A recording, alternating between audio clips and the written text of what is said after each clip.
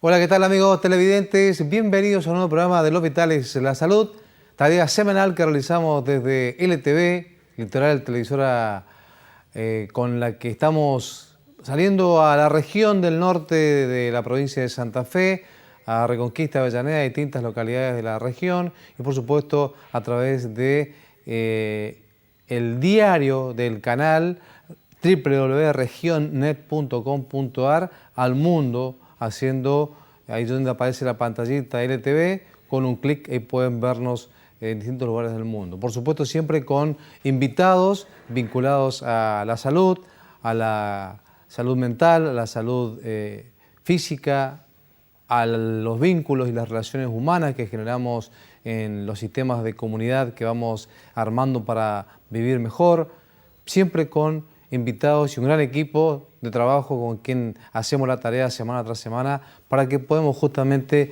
ir aportando conceptos, palabras, definiciones que tengan que ver con ese conocimiento elemental y básico que necesitamos para tomar las decisiones, que siempre son personales, pero que en el resultado es personal y también es colectivo, porque siempre mi decisión termina afectando a los demás. ¿De qué vamos a hablar en el día de la fecha? Vamos a hablar hoy del asma y podemos generalizarlo y agruparlo en una cantidad de enfermedades que se llaman enfermedades obstructivas crónicas que tienen que ver con el pulmón, con ese árbol respiratorio que llega a él, que es la tráquea, los bronquios y por supuesto que se inicia en nuestro sistema respiratorio que es la nariz con todos sus circuitos que tiene aéreos, cavidades, pasa por ese otro conducto llamado tráquea y llega a cada una de las partecitas de nuestro pulmón. Por distintas razones esas enfermedades se instalan allí y permanecen en el tiempo, se hacen largas en el tiempo, por eso enfermedades obstructivas crónicas llamamos comúnmente asma para hablar de esta temática que en distintas épocas del año, por distintos cambios de temperatura, se propenden a generarse y a ocurrir, así que hoy vamos a estar atentos para tomar las medidas preventivas y por supuesto evitarlo lo que más podemos. Para hablar de este tema, ya un amigo nuestro, pero además docente de la medicina y un médico que lo presentamos de la siguiente manera. Nuestro invitado de hoy es el doctor Alejandro Basal Oré, con quien hemos hecho varios programas ya, así que doctor, gracias por estar siempre atento, por decir sí. Es médico especialista en neumonología, que es todo el sistema respiratorio y el sistema pulmonar particularmente. Y por supuesto que también es cirujano de tórax, que es justamente donde habita el pulmón y todas las vías respiratorias. Y ya hoy se dedica a enseñarnos a los médicos que estamos en actividad y por supuesto también vinculado con la Asociación Médica Argentina en una actividad importantísima, doctor, así que infinitamente gracias que te estar nuevamente. Al contrario, Vital, muchas gracias por invitarme nuevamente. Y como vos me dijiste, es un momento en que es conveniente. La comunidad está perfectamente alerta en estos cambios climáticos, porque ahora hay mucha información, pero aún toda la que hay no es suficiente. Yo creo que la educación para la salud y los medios periodísticos que de una forma u otra ponen al día los problemas de la salud y sobre todo en estos cambios climáticos son muy importantes. Yo creo que la colaboración del paciente o de la ciudadanía, de la sociedad con la medicina es la que hace los mejores resultados. El médico, por su función, repara la salud. O sea que el cuidado de la salud no es un problema de los médicos. Exactamente. El cuidado de la salud en relación a la medicina es una partecita, que es la restitución, la reparación de la salud. Todo el problema del fomento de la salud, la protección de la salud, etcétera, etcétera, están en otras manos que son las manos oficiales del gobierno. Porque el agua potable, la eliminación de las excretas, el control de los insectos, de las basuras, todo eso es muy importante para mantener la salud. Sí. Cuando la salud se deteriora, entra el médico a trabajar. Así que es muy importante porque cuando hay un problema de salud inmediatamente dice ¿dónde están los médicos? Y no, hay muchos problemas. La gran mayoría de los problemas de la salud son problemas que aparecen cuando esta salud se quiebra. Así es. Pero se quiebra no por responsabilidad del médico, se quiebra por muchas otras responsabilidades que escapan a la actividad médica. El médico actúa cuando la salud está comprometida, o sea, reparan la salud. La enfermedad, que es el problema, no es un problema solo y exclusivamente de los médicos. Nosotros podemos indicar de qué manera hacer las acciones o tomar las acciones para que sanitarias, para que tengamos cada vez mejor salud, ¿no? Y informarle a cada uno de los ciudadanos, de los habitantes de la comunidad, de cuáles son los mecanismos por los cuales nos enfermamos, como para que se lo pueda evitar desde la elección personal. Exactamente. Lo que no se puede controlar mucho a veces es el factor climático en el medio ambiente. El medio ambiente, en el campo de la salud respiratoria, el medio ambiente es lo más importante, ¿no? Porque lo que hacemos nosotros con el aparato respiratorio es respirar. Y respiramos el aire que está acá, afuera, ¿no? Y ese aire, el medio ambiente más común, es algo que nosotros muchas veces no podemos modificar. Podemos modificar de los contaminantes, de las poluciones, pero por ejemplo, esta aparición de estas patologías nuevas como están el dengue y todas esas patologías nuevas de nombres raros, Zika, chikungunya, que son conocidas para los médicos, pero no son conocidas para la sociedad en general, ¿no? Entonces, de ahí viene el interés de que el médico puede dar algunos lineamientos, pero que el medio ambiente, que es una cosa importante, depende de la forma en que encaren el problema sanitario las autoridades políticas públicas que tenemos en cada ciudad, ¿no? Y cada uno de los miembros de la comunidad como responsable de las decisiones, que también son colectivas, porque mi accionar también influye a los demás. Exactamente. Si la sociedad no responde, por más gobierno que tengamos, no podemos avanzar mucho para adelante, ¿no? Porque las ideas para implementar pueden ser muy buenas, pero si el ciudadano, el miembro de la comunidad... No las ejecuta, no las lleva a cabo, no las obedece, no cumple... Exactamente.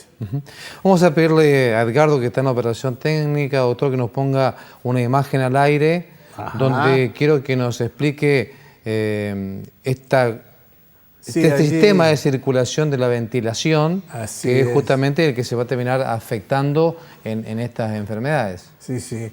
Allí está graficado en la imagen, a la izquierda, la vía respiratoria que parte de la nariz, sigue por los senos paranasales, sigue avanzando por la faringe, que es un órgano común al aparato digestivo y respiratorio. Después sigue la laringe, después sigue la tráquea, después los bronquios, y en los bronquios estos cañitos, estos tubos, ¿no? Que son los que llevan el aire hasta el fondo, hasta la más profunda, los territorios más profundos del pulmón. Esos bronquios, esas ramificaciones se van abriendo. Y cuando llega a la número 16, de la división número 16, entonces aparece el bronquio respiratorio, que es el bronquio en el cual comienza a producirse los cambios gaseosos. El aire que va entrando va dejando en el pulmón, en los territorios de tejidos pulmonares. Claro, estas son partes de la laringe, ¿no es cierto? Los diferentes cartílagos que componen la laringe. Son tramos del sistema... Son tramos de la laringe, que la laringe compone el aparato respiratorio. Es un órgano importante, la laringe, el aparato respiratorio, porque además de transportar el aire en este órgano que se llama laringe, es un órgano especial de la fonación. ¿Están las cuerdas vocales? Están las cuerdas vocales. Ahí están insertadas las cuerdas vocales, eso que se ve allí como dos colmillitos arriba. Cuando está abierta las cuerdas vocales, y abajo cuando está cerrada las cuerdas vocales, ¿no? Son momentos de la fonación. Por eso que a veces empieza a silbar la voz. Claro, y ahí está abierta la laringe, las cuerdas vocales en imagen de la izquierda, y en el fondo se ve el comienzo de la tráquea, cuando esos anillos cartilaginosos, esos cartílagos, van sucediéndose uno a uno, ¿no? Son cartílagos que tienen la forma de herradura en la parte, ustedes ven ahí en la parte posterior y en la parte anterior, tiene una forma de herradura. En una de las partes, la parte posterior, es la parte en que está más abierta y prácticamente no hay cartílago. Sí. Y por ahí hay una parte que se afecta mucho porque pica la garganta.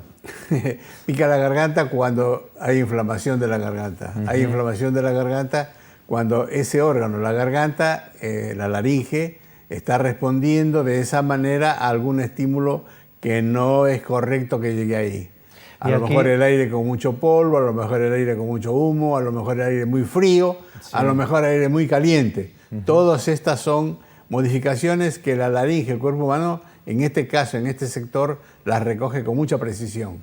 Y aquí llegamos, doctor, a lo que usted decía de esta ramificación de los bronquios llegando a la número 16, ahí aparece, claro. Sí, y aparece... esas bolsitas que son los racimos esos, que son los alveolos, que es allí, es el pulmón profundo, que es allí donde se realiza el intercambio más importante.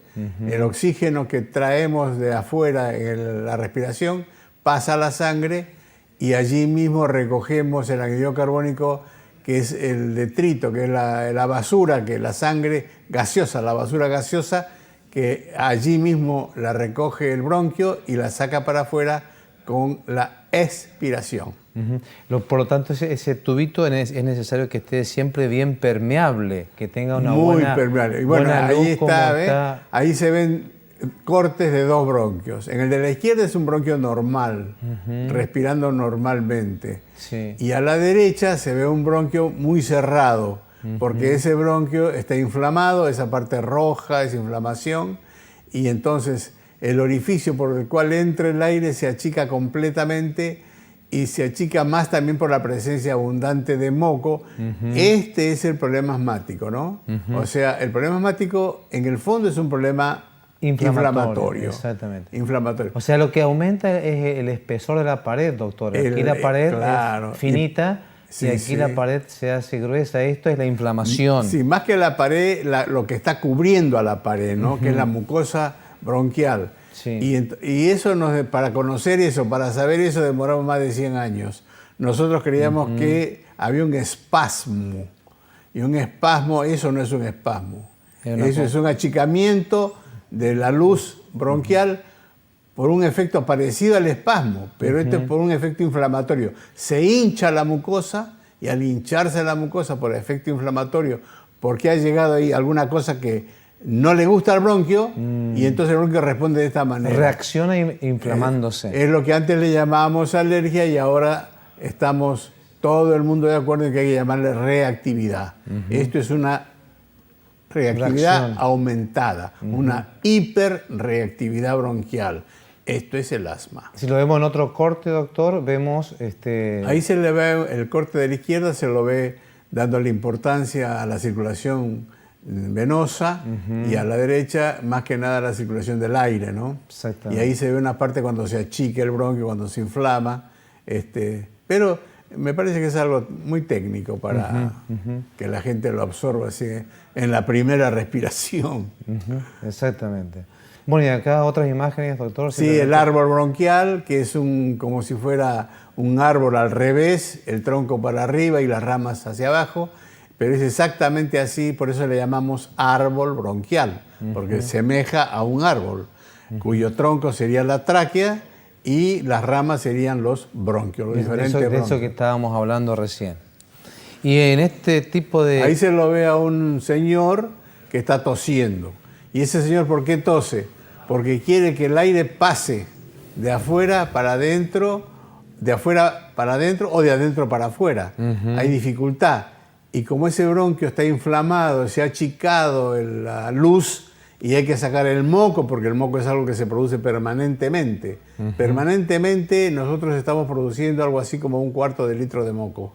Así es que la tos es una ayuda. El organismo responde de esta manera para apurar, para ayudar a sacar el moco que no puede sacarlo normalmente porque por la inflamación se ha achicado el lumen, se ha achicado la luz del caño. Y doctor, ¿cuáles van a ser los factores que van a ir generando esta inflamación? ¿Es un problema de respirar bien? ¿Es un problema de que aparece el frío? ¿De que hay descuidos en la temperatura corporal? ¿Por dónde pasa que ocurra esta inflamación? En el caso de este cambio climático, la aparición de los primeros fríos y del frío cuando se instala es la aparición de otra fauna, digamos así, en el aire, ¿no?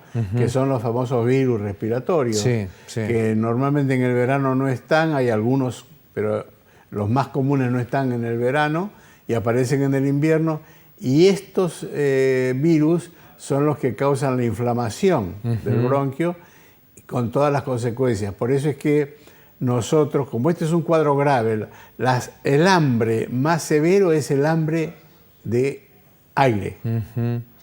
El hambre de aire o la sed de aire son las dos situaciones más tremendas, más delicadas, más difíciles. Porque una persona, digamos, de mediana edad puede responder muy bien a esta situación con la tos porque tiene musculatura para toser, porque tiene capacidad de moverse, porque puede llegar al médico, puede llegar al servicio hospitalario, pero en cambio un bebé o un adulto, un hombre muy grande, no tienen esas capacidades. Y entonces cuando su organismo presenta este cuadro, el cuadro de una severa inflamación bronquial que le impide respirar, el asma es la forma más grave. Entonces, esto tiene que llevar a decidir la familia o quien sea que lo lleve inmediatamente al médico. La tos que se produce cuando aparecen estos cuadros es una tos seca que aún tosiendo fuerte no logra sacar el moco. Entonces, cuando aparece esta tos que es muy severa y no produce moco, no saca uno catarro, no saca el famoso gallo, entonces esto es grave. Esto es grave. Las madres se dan cuenta cuando el chiquito tose y sin catarro. Entonces, esa tos se llama tos seca y la madre tiene que ir de inmediato al médico. No puede esperar que llegue el lunes. Tiene que ir en la noche del viernes o el sábado, porque esto no espera hasta el lunes. En cambio, en un adulto normal, en un adulto joven, esto puede esperar 2 días para ir al médico. Pero tampoco en un viejito puede esperar. De tal suerte que la prevención de estos cuadros, sabiendo de que los virus son los que más causan este problema, es la vacunación contra esos virus. ¿Y cuál es la vacuna contra esos virus? La vacuna antigripal. Pero la complicación que nosotros vemos en estos casos, ya hay cuadros de neumonía en este momento, hay cuadros neumónicos, es la aplicación no solamente de estas vacunas, sino además de la vacuna contra el neumococo, ¿no? Exactamente. Porque las bacterias, estas bacterias, el neumococo, aprovechan esta inmunidad caída por la virosis y aparece esta complicación que es una neumonía virósica, que es neumonía neumocócica, que es muy seria. No sé si esto va bien así. Está perfecto, sí, doctor, porque tiene que ver justamente con estar preparados en este tiempo que estamos entrando al otoño. Tiene que ver con ir preparándose todo el sistema inmunológico, y una de las formas de preparar el sistema inmunológico es con las vacunaciones correspondientes a las edades de los niños, pero en los adultos las que están... Ahora, esta forma de reacción que yo he llamado, no la llamo yo, así se llama, hiperreactividad bronquial, hay formas de tratarla. Por supuesto, esto responde a una cuestión genética. No todos responden igual. Hay personas que responden de una manera severa y hay otros que responden de una manera muy lenta, muy leve. Yo voy a explicar, ojalá que me entiendan, cómo uno puede detectar esto y cómo es la historia de esto. Si 2 o 3 personas entran a un cuarto donde han puesto algún aerosol contra X cosa, puede ser desodorante, puede ser desinfectante, muchos de ellos van a comenzar a toser. Muchos de ellos, o unos cuantos, van a toser cada vez menos. y otros cuantos no van a dejar de toser.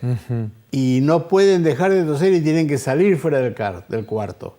En cambio, hay otros que poco a poco van tosiendo menos, dominan la situación y pueden permanecer en ese cuarto pese a este aerosol que han puesto, o puede ser, ¿cómo se llama? Una espiral también. Bueno, esto es lo que antes le llamábamos alergia. Unos son alérgicos y otros no son alérgicos.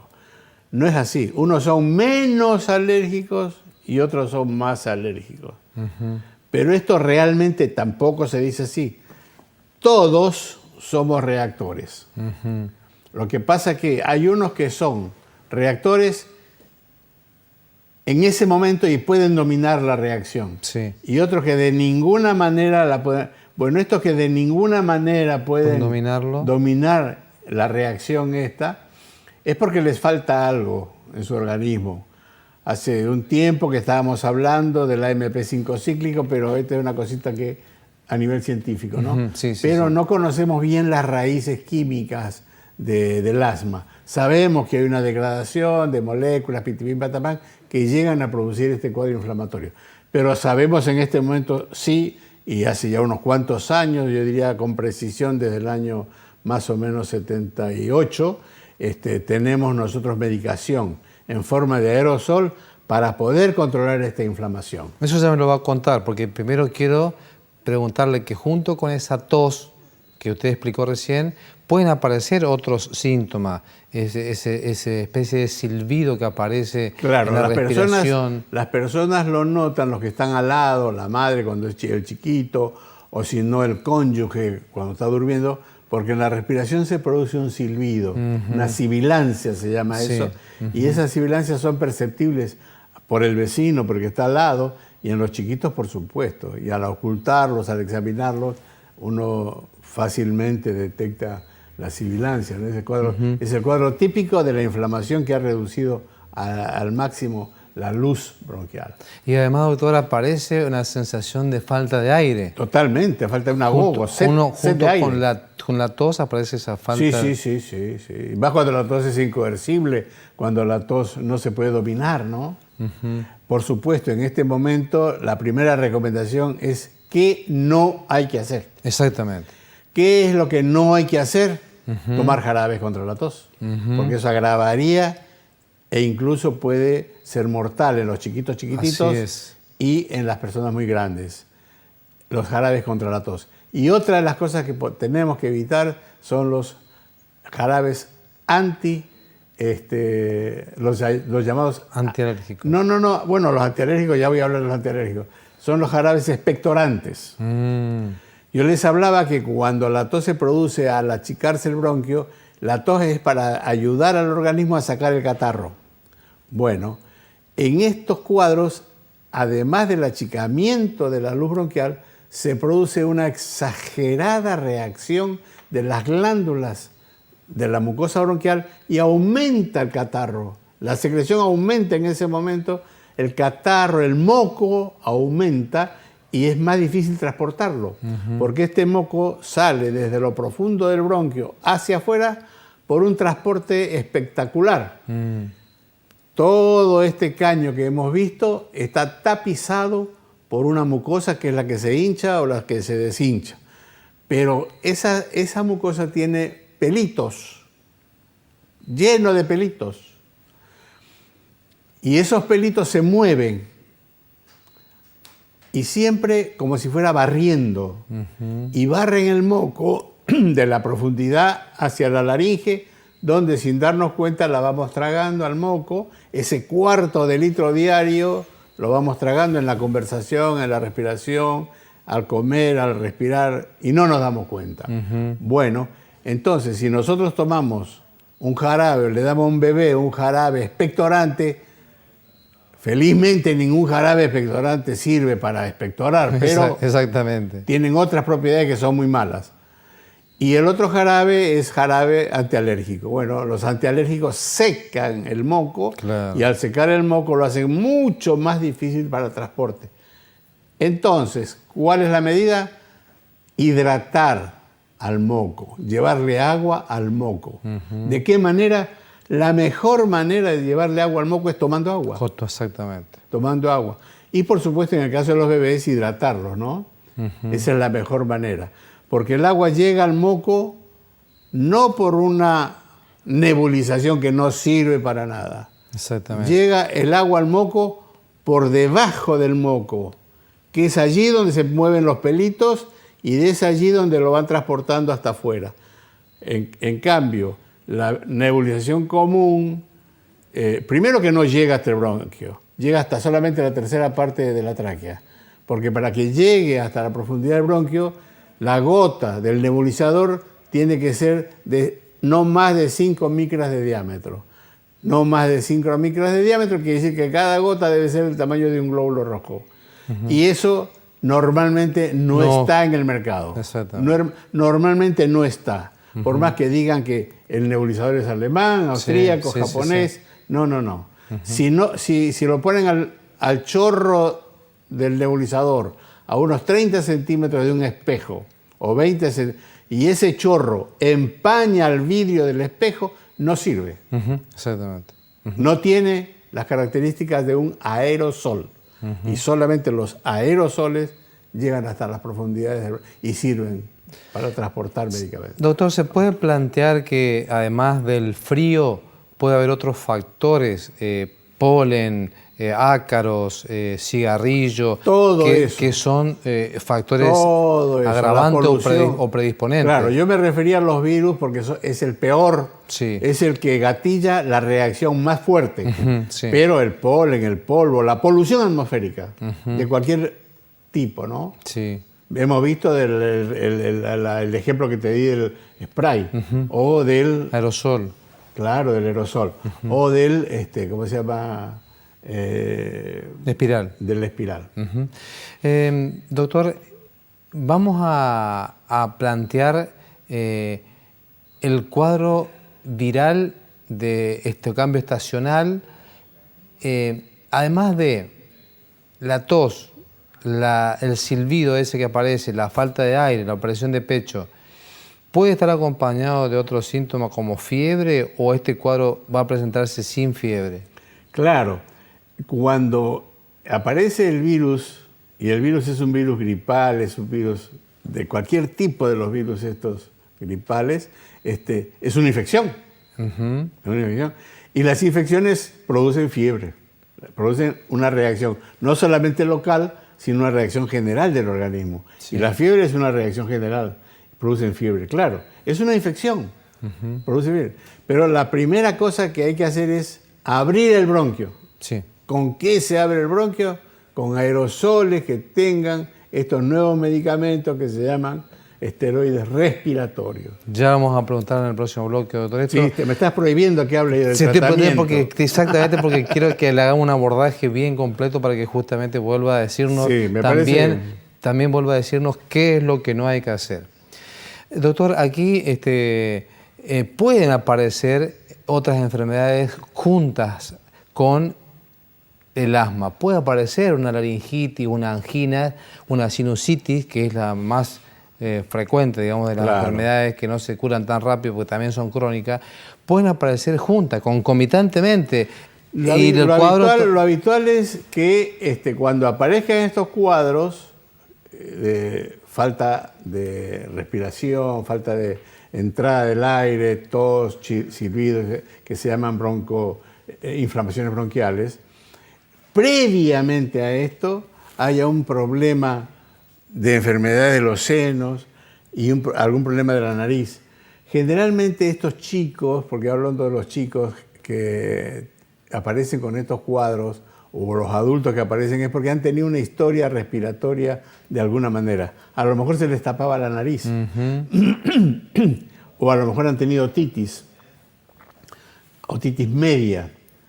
La nariz es muy importante mantenerla permeable, abierta, porque a través de la nariz entra el aire y se produce una respiración normal.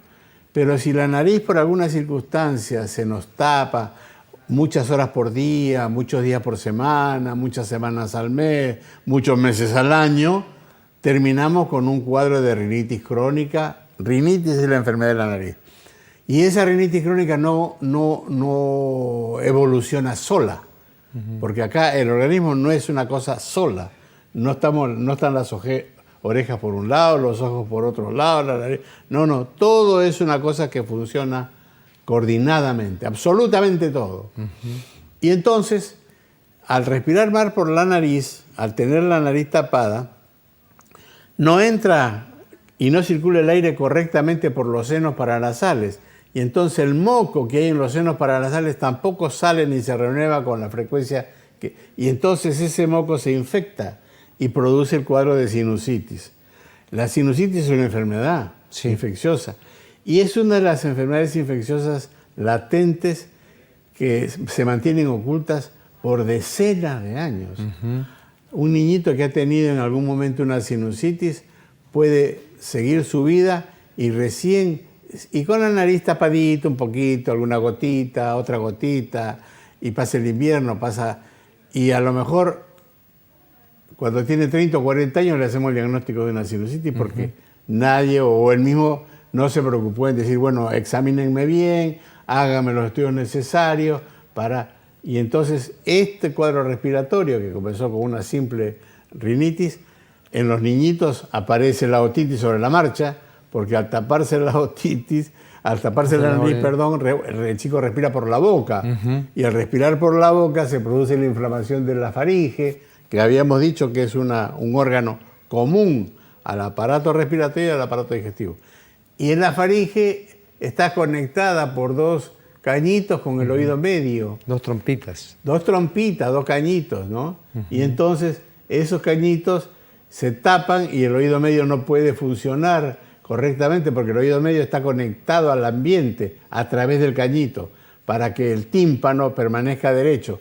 Porque si se tapa el cañito de ahí de la faringe, el tímpano queda así. Claro. Y entonces el aire que entra por acá afuera de la atmósfera encuentra que está tapado, estamos sordos y el oído medio se va llenando de sustancias que no corresponden. No sé si estoy hablando... Está perfecto, doctor. ¿Se entiende? Está excelente. Bueno, gracias. Vamos a continuar con esta charla, pero primero antes de avanzar vamos a mandar un saludo a Delia, su esposa, y la gente que lo está visitando de Córdoba. Le vamos a mandar, ¿cómo es el apellido de sus amigos? No, acá nomás. ¿Así nomás? Sí, así nomás. Bueno, los amigos, entonces, para los amigos del doctor Alejandro y para Delia, un beso grande y gracias por permitir estos minutos para compartir con nosotros aquí el programa y con toda nuestra audiencia. Después de la pausa le vamos a preguntar al doctor cuáles son el abordaje, el tratamiento, las cosas que sí se pueden hacer, cuáles son las cosas que no se deben hacer en estos casos, para más adelante preguntarle las medidas preventivas que esta circunstancia requiere, como otras tantas enfermedades. Todo esto después de la pausa. Estamos con el doctor Alejandro Basaloré, médico neumonólogo, cirujano de tórax, ya hoy ocupándose de la docencia, ya sin hacer su trabajo en el consultorio, por supuesto compartiendo con nosotros la información que es fundamental y necesaria para que vayamos nosotros tomando esas decisiones personales, como mamá, como papá, que vayamos tomando las decisiones para nuestros niñitos que se ven afectados de cuadros respiratorios. Así que siempre la información es útil para que nosotros podamos ir decidiendo en virtud de lograr la calidad de vida, que es una tarea diaria y minuto a minuto, doctor, porque esto de lograr la calidad de vida y estar sano no es solamente cuestión del de arriba o del cosmos, del planeta, sino una acción propia. Totalmente. Doctor, ¿cómo vamos a prevenir esta enfermedad? ¿Cómo la vamos a tratar? Yo acá traje dos imágenes que vamos a compartirla con Edgardo. Una primero de un aerosol, que usted lo citó recién, usado en forma directa en el labio, que generalmente es el uso de los adultos. Ajá, eso se llaman aerosoles presurizados. Claro, y una aerocámara para los niños. Y en el caso de los niños, se ayuda con ese artefacto que se llama aerocámara. La aerocámara, ¿por qué es necesario en los niñitos y en los adultos, en los viejitos? Porque para usar el aerosol directamente se necesita coordinar la respiración con el toque al aerosol para que salga el disparo.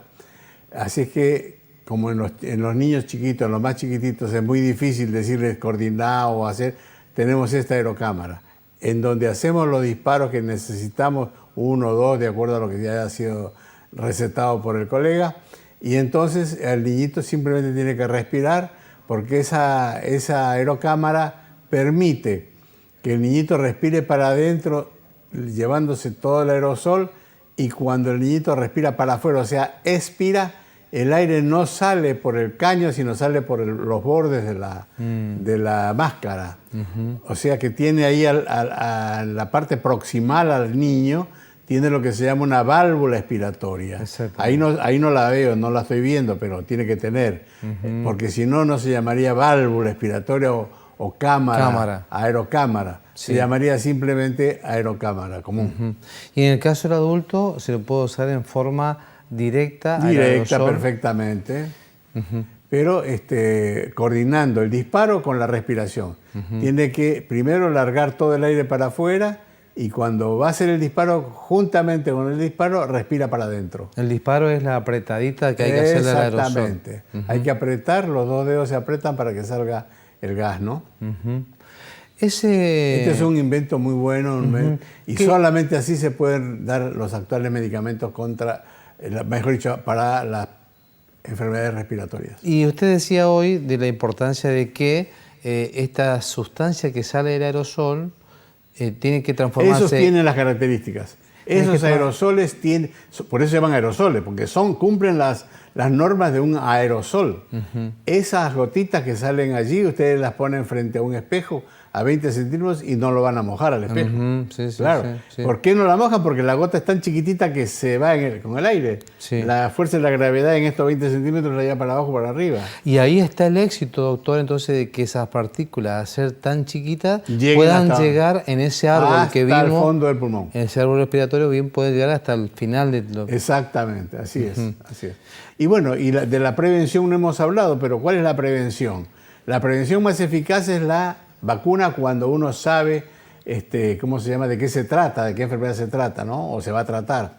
Pero en el caso de los niñitos, yo diría lo siguiente: cuando tenemos un niñito en que en los padres hay historias de reactividad, de alergia llamada comúnmente respiratoria, que tienen tos, que tienen catarro, que tienen estornudos, pitipín, patapán, esos niñitos tienen a quién salir, digo yo. Sí. Generalmente la herencia más fuerte viene de la mamá, la herencia materna. La herencia paterna es importante, pero no es tan severa.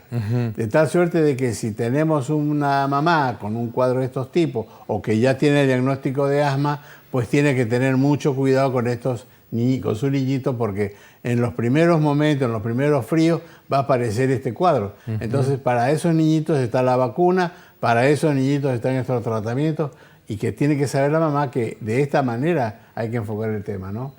Niñito no puede toser 2 días. A la hora que esté tosiendo tiene que ir al médico.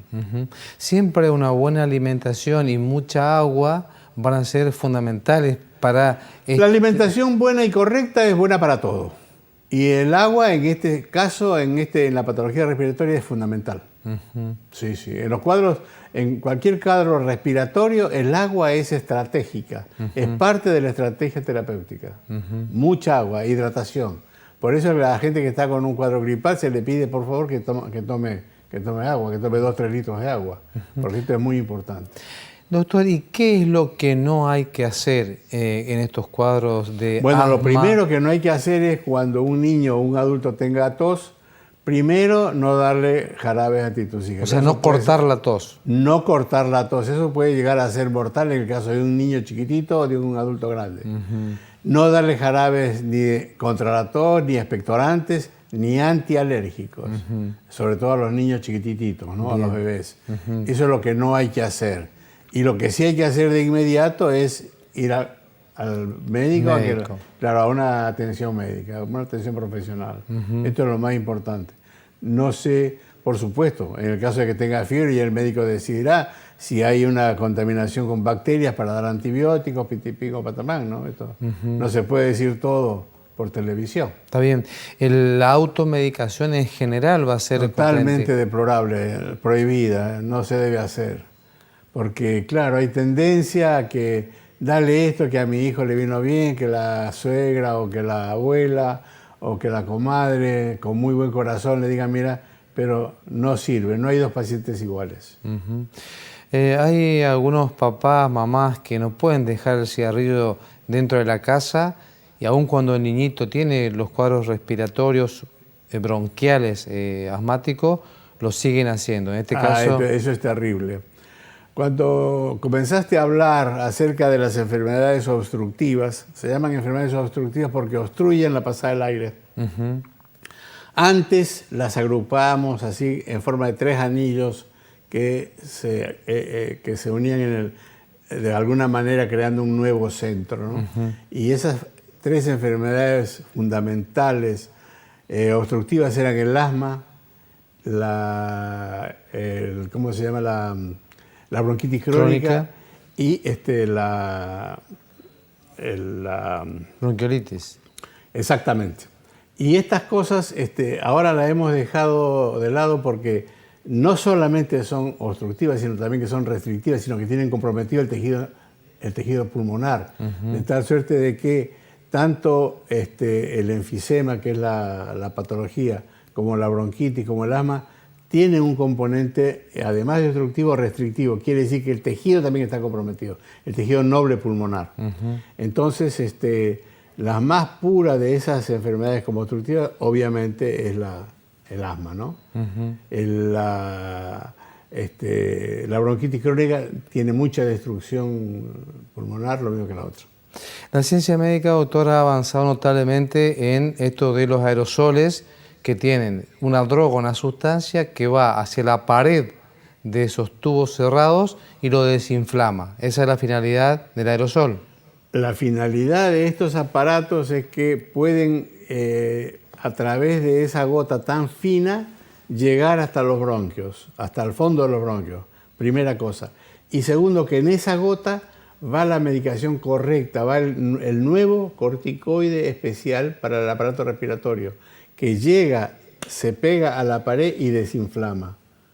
Y además de desinflamar, no pasa la sangre, que esto es lo más importante, porque anteriormente teníamos el famoso Decadron, que salvó muchas vidas, que es el corticoide más común, más conocido, pero el corticoide tenía una serie de efectos colaterales muy malos, ¿no? Producía cataratas, producía úlcera gástrica, producía lesiones en la cadera, ¿no es cierto? En fin, muchas otras enfermedades, osteoporosis, la osteoporosis en las mujeres, que es más común en esos cuadros de asma femenino, limpiaba el calcio de los huesos de las mujeres y quedaban con una gravedad tremenda en las osteoporosis, las asmáticas, ¿no? Porque las salvábamos del asma, pero las enfermábamos de la osteoporosis, les debilitábamos el esqueleto. Bueno, con estos nuevos esteroides, todos esos cuadros de tipo secundario han desaparecido. No producen esos cuadros. Por eso es que estos corticoides pueden usarse al día siguiente de haber nacido. Vamos a mostrar unas imágenes con Edgardo, porque la ciencia médica ha avanzado en este tipo de medicación gracias a ir achicando en la medida el tamaño de las sustancias que tienen que llegar a destino para que cumplan la función. Eso le da un nombre de nanómetro, que es una medida pequeñísima, que usted me gustaría que siempre hace una comparación usted Vos con te estás metiendo en las nanopartículas. Exactamente, nanopartículas y nanomedicina, que es un tema al cual hemos compartido con usted en Buenos Aires. Sí, sí, claro. ¿Cómo no? Bueno, tendríamos que explicarle a la gente primero qué cosas son las nanopartículas. Las nanopartículas es el pedacito de materia más chiquitito que queda después de años que esta materia está circulando. Por ejemplo, una roca, un pedazo de metal. Después de muchos años que estaba en el cerro, en la roca, en la mina, se ha ido partiendo. Vamos a ponerlo al oro como culpable de esta pequeña charla. Sí. Y entonces el oro deja una pequeña partecita, un pequeño pedacito, que nunca se estudiaron, y hace 50 años un señor, un norteamericano, lo describió muy bien en una conferencia de un grupo científico en California, y como nanopartículas. Le puso nanopartículas el nombre porque no eran átomos, no eran moléculas, eran partículas del cuerpo original, del metal, de la sustancia original. Pero tenían una gran particularidad cuando él la describió. Esos pedacitos que le llamó nanopartículas, ya vamos a llegar a eso. Sí.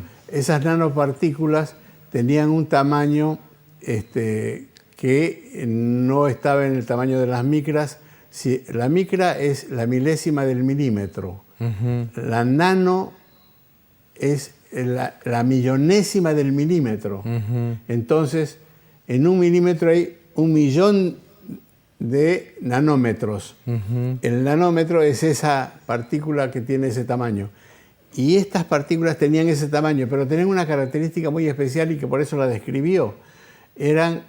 No eran ni física ni químicamente parecidas a la sustancia madre. Sí. Por ejemplo, el oro no tenía ese pequeño pedacito, no tenía el tamaño, el color del oro, y no tenía las propiedades físicas y químicas del oro.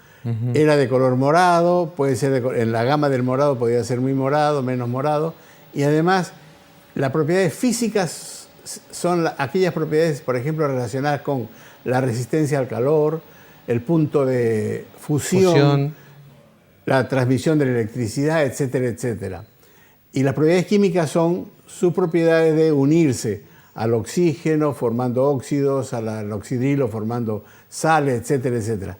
Eran totalmente diferentes a las propiedades del oro, que lo conocemos, tangible, que el oro con el cual trabajamos. Primero el color, diferente, y después pero esto durmió, esta investigación, este descubrimiento durmió. Pero hace alrededor de 25 o 30 años reflotó. Y con estas pequeñas, el estudio de estas pequeñas partículas llamadas nanopartículas, desarrolló tanto conocimiento que a ese estudio se le llama nanociencia. Y al manejo, a la manipulación de esta partícula se le llamó nanotecnología. Exactamente. Entonces, la nanotecnología y la nanociencia se han unido para darle utilidad a esto. Y, por ejemplo, hace unos años ya, y muchas de estas cosas son súper secretas, usando la nanopartícula del carbono, que tiene la forma de un pequeño elástico. De un pequeño, sí. Una malla. De un resorte. Parece un stent. Esa pequeña partícula de carbono unida al acero que nosotros conocemos hizo que apareciera un nuevo acero 100 veces más liviano y 1000 veces más resistente que el acero común. Así que tiene propiedades muy especiales. Pero así como tiene esas propiedades, tiene otras propiedades que en el campo biológico se las está utilizando. Aplicando. Por ejemplo, con estas nanopartículas se crean pequeños camiones, pequeñas bolsitas. Vehiculitos. Pequeños vehículos que se le llama carriers. Entonces, esos carriers son como camiones de carga. Y como son tan chiquitos, estos camiones de carga se le puede poner en la carga, se le puede poner sustancias químicas para que estas nanopartículas vayan y entren y lleguen a donde uno quiere. Pero para que lleguen a donde uno quiere tiene que haber mucho estudio, muchas barreras que superar. Bueno, ya hay muchos medicamentos que son tratados con nanopartículas. Y a mí me entusiasmó, hace ya unos años, van a ser 6 años, yo hice la segunda escuela de nanomedicinas cuando me enteré de estas cosas, porque estas cosas ni por las bromas, nada, nunca la había escuchado. Cuando por primera vez vi esto en un trabajo científico, me interesé por esto y, por ejemplo, en ese momento, en el año 10, ya había publicaciones en las que se veía que con una sola droga, y con una sola dosis se estaban curando ratas tuberculosas. Cuando nosotros estábamos en ese momento necesitando muchas dosis, varios cientos de dosis y varios medicamentos al mismo tiempo.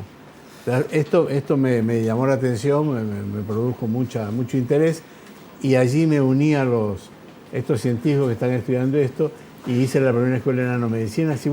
Y dentro de poco acá estoy organizando ahora una jornada de nanomedicinas. ¿Aquí en la zona? Aquí en la zona, sí. Yo calculo que no pasará mucho tiempo en que ya tengamos las noticias más concretas. Vendrían 2 científicas porque casi todos los nanocientíficos no son ningunos médicos.